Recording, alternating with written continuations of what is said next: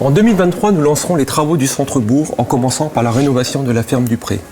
Avec un espace paysager au nord de celle-ci, l'amélioration de la piétonisation entre la mairie et le bas de la rue des Labours, et nous créerons également un parvis devant l'église. Les premiers mois de 2023 seront consacrés à la définition détaillée de ces projets et nous visons un début de chantier vers la fin de l'année. Notre volonté est la mise en valeur de notre cadre de vie du centre-bourg, s'inscrivant dans un environnement typique de Seine-et-Marne, avec à proximité quelques ouvrages de référence comme l'Atelier de Paix, la salle Goudailler, l'église et notre lavoir. Nous souhaitons également créer des liaisons douces et agréables pour faciliter la circulation piétonne en plein cœur de bourg.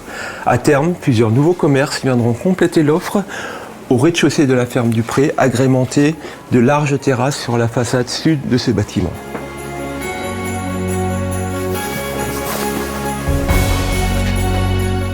Je suis heureux en cette fin d'année de vous annoncer que la mairie de Magny-le-Hongle fera dès 2023 l'enregistrement des cartes nationales d'identité et des passeports. Un photomaton a de même été installé en mairie afin de vous permettre de réaliser vos photos d'identité directement sur site. Chers Hongrémaniens, notre motivation première est d'œuvrer pour votre bien-être à tous. Alors, les actions culturelles que nous menons aujourd'hui et les investissements que nous y mettons sont des dons aux générations futures. Nous leur transmettons nos valeurs de liberté, de fraternité et d'égalité. Mais par-dessus tout, nous leur transmettons la joie de vivre ensemble, en société et en harmonie à Magny-le-Hongle. Excellente année 2023 à tous. L'année 2022 aura été riche en manifestations sportives. Des manifestations nouvelles et innovantes sont marquées par un succès particulier. Le Trail Junior, la Hongrémanienne, Sport by Night et Magny Summer ont rassemblé des milliers de personnes venant de Magny et d'ailleurs. Nous allons, à partir de 2023, renforcer le parc de Lochy par de nouvelles activités sportives. Magny est et se définit comme une ville sportive. Nos efforts ont d'ailleurs été récompensés par l'obtention du label Ville active et sportive avec 2 lauriers. Nous avons cette année, avec le soutien de nos associations, organisé pour la première fois Magny en rose. Les associations se sont également investies sur le Téléthon, nous permettant de récolter la somme de 3 500 €. Enfin, le service de sport continuera son développement et proposera plus d'activités autour des Jeux Olympiques, dont nous disposons du label Terre du Jeu 2024. Merci à vous, les Hongrémaniens, qui faites vivre la commune. Je compte sur vous, votre présence en 2023 lors de nos différentes manifestations. Merci. Cette année qui s'achève a vu pour notre crèche, nos écoles et nos centres de loisirs la fin des protocoles sanitaires contraignants permettant plus de liberté aux enfants et une possibilité pour les équipes encadrantes de se projeter enfin. Je tiens à les remercier tous chaleureusement. En 2023, nous poursuivrons des projets riches à la crèche autour des liens avec les parents, dans nos centres de loisirs autour du sport, de la protection de l'environnement, de la créativité, mais aussi du gaspillage alimentaire à la restauration scolaire. Et nous proposerons de nouveau des stages d'immersion en anglais et des séjours. Les études dirigées sont maintenant instituées et ont définitivement remplacé les études surveillées.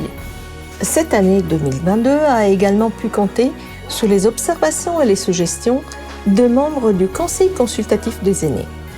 Aussi, le Conseil consultatif des jeunes a été réélu dans un nouveau format. Et les jeunes élus ont fièrement réfléchi à des enthousiasmants moments de créativité, générosité et partage. La plantation de la pousse du Sephora du Japon a marqué un moment de communion intergénérationnelle. Pendant toute la période des vacances, aussi cette année, les animations créatives et actives, avec en plus un séjour en Auvergne, ont fait la joie des jeunes entre 11 et 17 ans. Et la dématérialisation du processus d'inscription a apporté de la latitude d'action aux parents.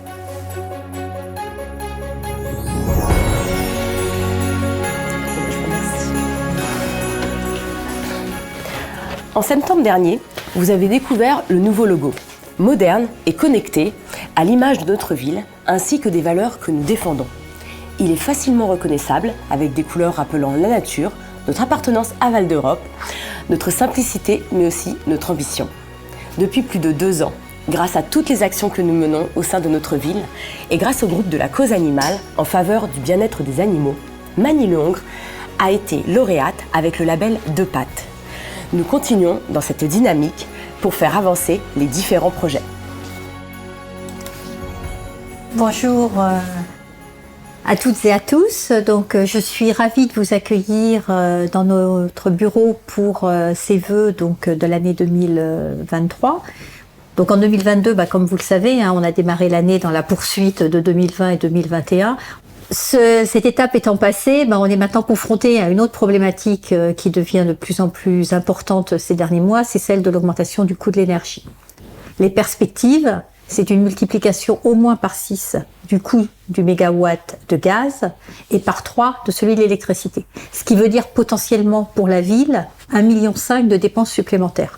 Donc, comme vous le comprenez, on est bien obligé de mettre en place un certain nombre de mesures. Alors, on poursuit celles qui ont été réalisées les années passées en termes d'investissement, qui ont une rentabilité sur plusieurs années, mais on est passé à la vitesse supérieure au quotidien. Alors, tout d'abord, au niveau des bâtiments, où on a fortement réduit et réglé le chauffage, de façon à s'assurer d'avoir 19 degrés en journée, que ce soit à l'hôtel de ville, mais aussi dans les groupes scolaires. Bien sûr, la crèche, elle, reste à 21 degrés, et on a réglé toutes les salles de sport et le gymnase à 16 degrés. En ce qui concerne l'éclairage public, on a commencé à réduire celui-ci sur certaines rues de la commune où on a éteint un certain nombre de lampadaires. On regarde vraiment par rapport aux traversées piétonnes, par rapport au croisement, de façon à s'assurer que les lampadaires que l'on éteint ne sont pas potentiellement accidentogènes. On a également fait un réglage pour tous les éclairages LED qui étaient en place dans la ville. Donc il faut savoir qu'on a à peu près 700 éclairages LED pour un peu plus de 2000 points lumineux, de façon à réduire la luminosité à 30% en fin de soirée et en fin de matinée et à 10% pendant les heures de la nuit où les rues sont les moins fréquentées. Mais je voudrais aussi vous parler donc de nos projets pour 2023. Donc on a essentiellement 2 projets sur lesquels on a bien avancé puisque après 2 ans de mandat, les choses commencent à se profiler. Donc le premier, c'est l'amélioration du centre-ville avec la réhabilitation donc de la ferme du Pré et tous les aménagements piétons qui sont prévus autour. Donc au niveau de la ferme, donc on aura 2 commerçants au rez-de-chaussée avec d'un côté des terrasses et de l'autre côté des vérandas. Et au premier étage, donc on pourra domicilier notre notaire et nous allons piétonniser donc entre la ferme du Pré et le bâtiment où se trouve la microbrasserie et les perruches, de façon à créer un vrai centre-ville et à bien dynamiser donc toute cette partie de Magny. Le deuxième projet qui nous tient très à cœur, donc c'est la concrétisation du pôle médical. Donc là, on a bien avancé également puisqu'on a un promoteur qui travaille sur le sujet depuis presque 1 an, qui a rencontré les différents professionnels médicaux, qui a pu réaliser également toutes les études de sol et qui aujourd'hui est en train de préparer le plan de la surface. Donc je peux déjà vous dire qu'on aura bien un centre avec des médecins généralistes, également une unité pour des soins non programmés, donc tout ce qui va être urgence entre les horaires classiques des généralistes. On aura un cabinet d'infirmiers, un grand centre de radiologie, donc avec scan, IRM. Nous aurons également donc la 2e pharmacie et plusieurs pôles médicaux comme le centre pour les kinés, pour les dentistes, une orthophoniste. Et on travaille aussi en partenariat avec l'hôpital de Jossigny pour que certains professionnels qui sont très en demande sur le secteur, je pense notamment aux dermatologues, aux endocrinologues, pour qu'ils viennent assurer des permanences 1 ou 2 jours par semaine. Voilà. Donc l'objectif aujourd'hui, c'est de pouvoir déposer le permis de construire avant l'été 2023. Donc tout au long de l'année, comme vous avez pu le constater, on a maintenu de nombreuses manifestations et festivités. Et on a eu le plaisir d'obtenir un certain nombre de renouvellements et de nouveaux labels. Donc comme Virginie vous en a parlé, donc nous avons effectivement le label 2 pattes et je remercie tous les habitants donc qui font partie du groupe Cause Animale pour leur investissement au quotidien auprès de nos amis à 4 pattes ou parfois à 2 pattes aussi. Nous avons obtenu le renouvellement donc des 3 fleurs, donc qui remercie le travail au quotidien des services techniques et également de nos prestataires qui permettent la qualité de vie que nous avons à Magny-le-Hongre avec toutes nos sentes vertes et nos espaces. Et puis nous avons obtenu pour la première fois cette année donc le label Ville ludique et sportive avec 2 lauriers. Donc 2 lauriers pour une première édition, c'est un beau résultat. C'est la concrétisation et la reconnaissance de notre investissement au quotidien pour organiser des manifestations sportives et de nombreuses activités à destination des jeunes et de l'ensemble de la population au quotidien. Donc 3 très très beaux prix.